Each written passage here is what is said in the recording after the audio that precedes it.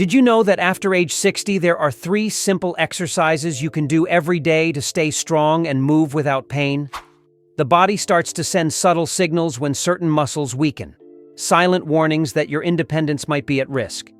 Maybe it's that twinge when you get up from your favorite chair, that little shoulder pain when trying to reach a high cabinet, or even that hesitation when you need to climb stairs. These aren't just normal signs of aging. They're early warnings that your strength, balance, and confidence are slowly decreasing, sometimes without you even being consciously aware of it. The good news is that you can reverse this decline with just 3 exercises that take less than 10 minutes a day and can be done right in your living room.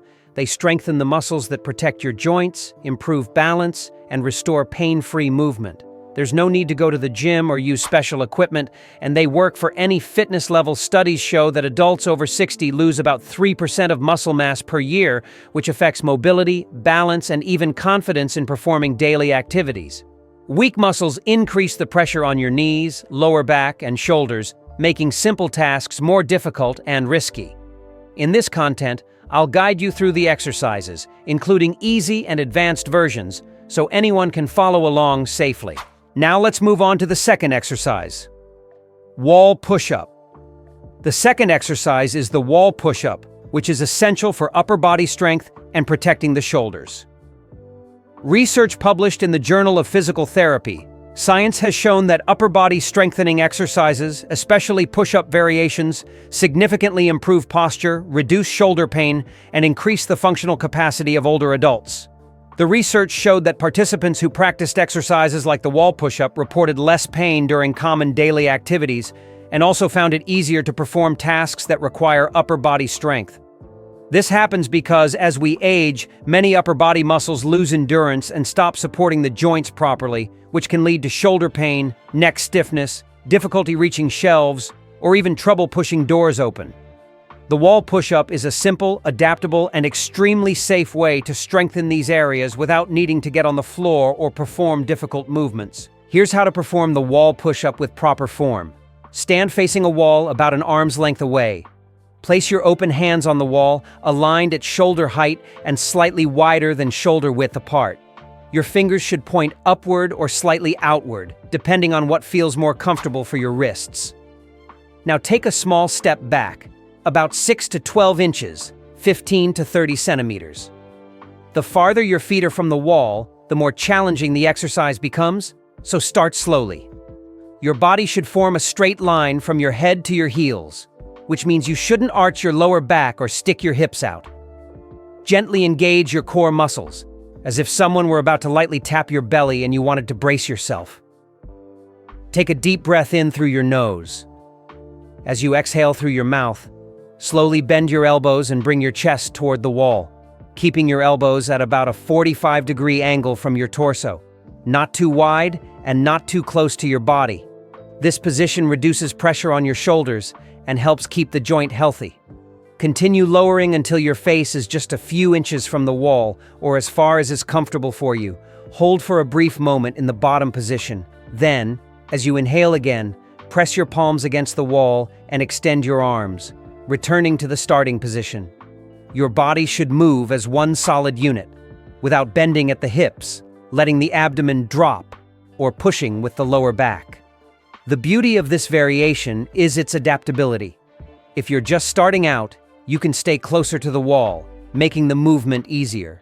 Over time, you can step your feet farther back to increase the challenge. Some more advanced participants progress to doing push-ups on a kitchen counter, then a sturdy table, and eventually on the floor with knees supported. The key is to follow a safe and steady progression. Ideally, start with 3 sets of 8 to 10 repetitions, 3 times per week. Each repetition should last about 4 to 5 seconds, 2 seconds lowering, a brief pause, and 2 seconds pushing back up. This controlled pace is what truly builds functional muscle strength. Breathing is also essential. Exhaling as you push activates the core and helps stabilize the spine, making this exercise not just a workout for the arms and shoulders, but a full-body movement that trains balance and posture as well. Watch out for the most common mistakes, doing the movement too quickly, which reduces its benefits and increases injury risk. Letting the hips drop toward the wall, straining the lower back, holding your breath, which can spike blood pressure, or placing your hands too high or too low, leading to shoulder strain. One of the greatest advantages of the wall push-up is its convenience. You can do it almost anywhere, while waiting for your coffee to brew, during a commercial break while watching TV, in the kitchen while preparing something, or even as a warm-up before a walk. The ease of execution allows for consistency, which is key to long-term progress. If you've followed along this far and everything is clear to you, type yes in the comments. If any part was confusing, type 2. This kind of feedback really helps improve the clarity and quality of the instructions. Exercise 1. Sit and stand. The first exercise is called the sit and stand, and it's the most important movement for maintaining your independence. Think about how many times a day you need to stand up. Getting out of bed in the morning, off the toilet, from the dining chair, out of the car seat. All these movements rely on the same muscle groups: quadriceps, glutes, and core muscles. When these muscles weaken, something dangerous happens. You start to use momentum instead of strength. You lean forward, throw your body weight, and push yourself up in a jerky motion. This puts enormous pressure on your knees and lower back, creating exactly the kind of pain you want to avoid. But when these muscles are strong, standing up becomes smooth, easy, and completely pain-free. An important study from the Journal of Strength and Conditioning Research followed older adults who trained the sit and stand exercise for just 8 weeks. The results were surprising. There was a 30% improvement in leg strength, a significant reduction in knee pain, and most importantly, all participants reported feeling more confident and independent in their daily activities. Here's how to perform the sit and stand correctly. Sit on the edge of a sturdy chair, without wheels, with your feet flat on the floor, hip-width apart. Position your feet slightly behind your knees. This is essential because it puts your body in the ideal position to activate your leg muscles instead of straining your back. Before starting, take a deep breath in through your nose. As you prepare to stand up, lean your chest slightly forward while keeping your back straight, not rounded. This forward lean shifts your center of gravity over your feet, which is exactly where it needs to be to make standing up easier. Now, as you exhale through your mouth, press your heels into the floor and activate your leg muscles to rise. Imagine you're pushing the ground away from you rather than pulling your body up with your upper body. At the top of the movement, stand fully upright, gently squeeze your glutes and hold for a second. As you inhale again, lower yourself down slowly and with control. Don't just drop into the chair. This lowering phase, known as the eccentric phase by exercise scientists, is where much of the strength gain actually happens. Control is everything here. If it's difficult at first, and many people find it is, use a modification. Place a folded cushion on the chair to raise the height. The higher your starting point, the easier the movement. You can also use your hands on the armrests or your thighs for a little support, but try to reduce that assistance gradually as you get stronger. The goal is to let your legs do the work. Start with 3 sets of 8 to 10 repetitions, 3 times a week. As your legs get stronger, increase to 12 or 15 reps. Some more advanced participants do this exercise with their arms crossed over their chest, completely eliminating arm assistance and further strengthening their leg muscles. The most common mistakes include standing up too quickly using momentum instead of muscle strength, letting the knees cave inward, which puts pressure on the joints, rounding the back instead of hinging at the hips, and forgetting to breathe, which reduces stability and strength. Remember, it's not about speed. It's about control, proper form, and progressive strengthening that will bring benefits for many years. If you're still here with me, thank you. That shows you are truly committed to improving your mobility and strength. Now let's move on to the third exercise, marching in place with arm movement. The third and final exercise is marching in place with arm swings, and this movement may be one of the most underrated when it comes to overall health and longevity. This dynamic exercise combines cardiovascular conditioning, balance training, coordination, and full-body muscle activation, all in one simple, accessible, and safe movement for nearly anyone.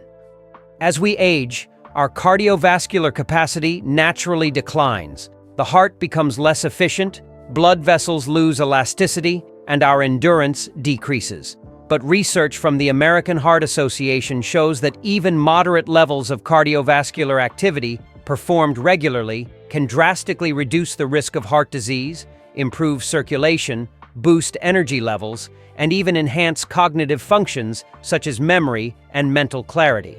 At the same time, this exercise works on balance in a controlled and safe way. You lift one leg at a time, shift your weight from side to side, and coordinate your arm movements with your legs. This trains exactly the balance and coordination skills needed to walk safely, climb stairs, change direction, and avoid falls.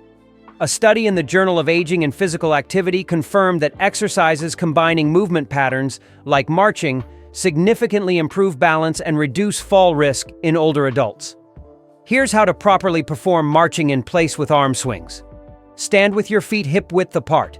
If you need extra stability, stand near a wall or a sturdy chair so you can lightly support yourself with one hand if needed. Begin by gently engaging your core and rolling your shoulders back to maintain an upright, firm, and stable posture. Now lift your right knee toward your chest. You don't need to lift it very high, just to a height that feels comfortable and controlled for you, usually somewhere between hip and waist level. As you lift your right knee, swing your left arm forward and your right arm back, as if you were walking in an exaggerated motion. This movement pattern, with the opposite arm swinging to the lifted leg, is natural, improves balance, and helps keep the motion smooth. After lowering your right leg with control, immediately lift your left knee while swinging your right arm forward. Continue alternating your legs and arms in a steady, smooth rhythm as you march in place. It's important to truly lift your knees and not just drag your feet. The focus should be on engaging your hip flexor muscles while keeping the movement stable and unhurried. Arm swings are just as important as the leg movement. When you move your arms, you activate the shoulder muscles, improve posture, and increase the cardiovascular demand of the exercise, making it more efficient. Additionally, your arms act as natural counterbalances, which help with balance and make the movement more coordinated. Remember to breathe naturally throughout the march. Don't hold your breath. Some people like to breathe in rhythm. For example, inhaling for 2 steps and exhaling for 2 steps, which makes the movement more comfortable and helps maintain a steady cardiovascular pattern. To start, march in place for 1 to 2 continuous minutes. Then rest for 30 seconds and repeat for a total of 3 rounds. As you build endurance, you can increase to 3 to 5 minutes per round. The goal isn't to march quickly, but to maintain good posture, controlled movements, and steady breathing. For those seeking a greater challenge, you can raise your knees higher, slightly increase the pace without losing control, or even hold small weights in your hands. Even half-kilogram weights significantly increase the challenge for the upper body. The most common mistakes include marching too quickly and losing control, leaning the torso forward instead of maintaining an upright posture, holding your breath, shallow breathing, or stomping your feet instead of lowering your legs with a soft, controlled landing. This exercise is excellent as a warm-up before other movements or as a standalone practice to raise your heart rate, activate the whole body, and boost your energy. I recommend doing it daily, if possible. Just 3 to 5 minutes of marching can wake up your body, lift your mood, and create a more positive start to your day. Now you've learned 3 simple exercises that strengthen everything you need to move without pain and maintain your independence for many years. The first exercise, the sit to stand, strengthens the legs, improves mobility, and makes the everyday motion of standing up much safer. The wall push-up strengthens the upper body muscles, improves posture, and protects the shoulder joints. Marching in place with arm movement boosts cardiovascular capacity, improves balance and coordination, and activates the entire body. The key to success isn't doing it perfectly, but doing it consistently. Start from your current level, use the necessary adaptations for your body, and commit to doing these movements 3 to 4 times a week. In just a few weeks, you'll start to notice changes. Standing up will become easier and smoother, reaching for something overhead will no longer cause pain, and your confidence while walking will increase. You'll also notice that you feel more stable, with better control over your body, and more prepared for everyday activities like carrying groceries, climbing stairs, or walking long distances. Every small movement is a step toward greater independence and a better quality of life.